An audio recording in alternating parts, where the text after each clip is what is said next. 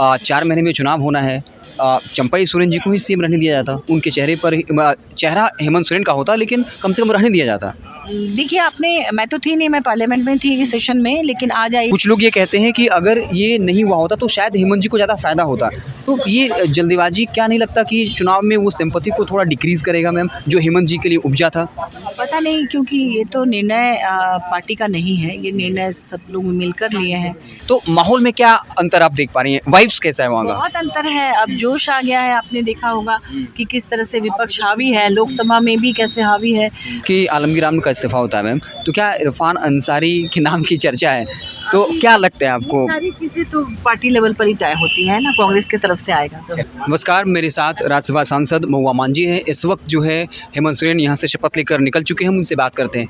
Ma'am, शपथ तो हुआ है, लेकिन सवाल कई उठ रहे हैं। सवाल ये उठ रहा है कि जल्दीबाजी क्या थी हेमंत जी को? 4 महीने में चुनाव होना है। चंपाई सोरेन जी को ही सीएम रहने दिया जाता, उनके चेहरे पर चेहरा हेमंत सोरेन का होता, लेकिन कम से कम रहने दिया जाता। देखिए, मैं तो थी नहीं, मैं पार्लियामेंट में थी इस सेशन में, लेकिन आज आई।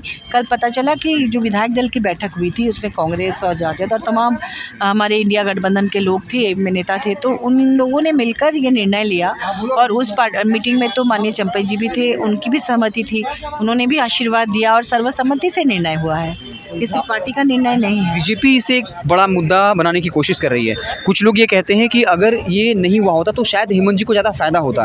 तो ये जल्दीबाजी क्या नहीं लगता कि चुनाव में वो सिंपैथी को थोड़ा डिक्रीज़ करेगा मैम, जो हेमंत जी के लिए उपजा था? पता नहीं, क्योंकि ये तो निर्णय पार्टी का नहीं है, ये निर्णय सब लोग मिलकर लिए हैं। अब चूँकि 2019 में हेमंत जी ने बहुत कुशलता से लड़ाई लड़ी थी डबल इंजन की सरकार के खिलाफ और जीत मिली थी, और इंडिया गठबंधन की सरकार बनी थी यहाँ पर गठबंधन की।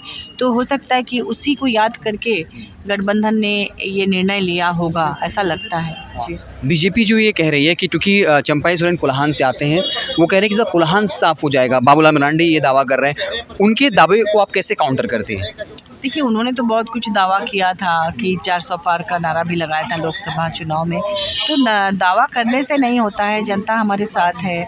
और हेमंत जी के जेल जाने पर जिस तरह से जन सैलाब उमड़ा था, उससे आपको पता चल गया होगा कि इस पार्टी के प्रति, गठबंधन के प्रति लोगों की कितनी माने उनकी कितनी लोकप्रियता है, और इससे कोई नुकसान नहीं होने वाला, ऐसा लगता है। अगला सवाल ये है कि लगातार मंत्रिमंडल को लेकर सवाल उठ रहे हैं कि कांग्रेस के कुछ ऐसे लीडर हैं, विधायक हैं जो दावेदारी कर रहे हैं। तो मुख्यमंत्री ने शपथ लिया है, लेकिन और जो विधायक हैं, क्या आपस में खींचतान की वजह से ये मसला टल रहा है, और क्या अल्टीमेटली विस्तार होगा या नहीं? आपने देखा कि कैसे आनन फानन में इतने कम समय के अंदर गवर्नर साहब ने बुला के शपथ दिलाया। इतनी हड़बड़ी में मंत्रियों के नाम का चयन करना शायद पॉसिबल नहीं था। आपस में बैठेंगे, हर पार्टी के मंत्री बनेंगे ना, राजद है, कांग्रेस है, जेएमएम है, तो रातों रात मतलब मैंने इधर कई घंटे के अंदर कैसे निर्णय लिया जाता। तो एक अंतिम सवाल संसद से होगा। इस बार का माहौल क्या है? जो 2019 के पहले का संसद का माहौल था, तो आप लोग अब जा रही हैं, जब कहीं ना कहीं इस बार गठबंधन की सरकार है केंद्र में, तो माहौल में क्या अंतर आप देख पा रही हैं? वाइब्स कैसा है वहाँ का? बहुत अंतर है, अब जोश आ गया है। आपने देखा होगा कि किस तरह से विपक्ष हावी है, लोकसभा में भी कैसे हावी है, और राज्यसभा में भी। हम लोगों ने नीट पर बात करने के लिए एक दिन पूरा उसके लिए हम लोगों ने विरोध जताया, और कल भी वहाँ पर जब भाषण वगैरह हो रहा था तो उसमें विपक्ष ने वॉकआउट किया, क्योंकि संविधान और कांग्रेस और ये सब को लेकर वहाँ पर कुछ ऐसी बातें हो रही थी जिस पर कांग्रेस कह रहे थे कि ये सब गलत है।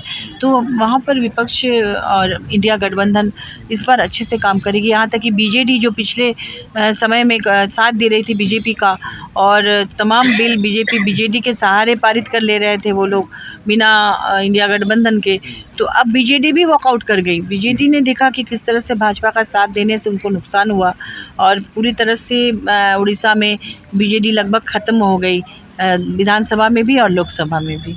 अंतिम सवाल ये होगा कि आलमगीर आलम का इस्तीफा होता है मैम, तो क्या इरफान अंसारी के नाम की चर्चा है, तो क्या लगता है आपको? सारी चीज़ें तो पार्टी लेवल पर ही तय होती हैं ना, कांग्रेस की तरफ से आएगा तो। Thank you. तो हमारे साथ राज्यसभा सांसद महुआ मांझी थी। हमने कई सवाल जो है महुआ मांझी से पूछा, और हर सवाल का उन्होंने बड़ी बेबाकी से जवाब दिया। आप देखते रहें वेब समाचार। बहुत बहुत धन्यवाद।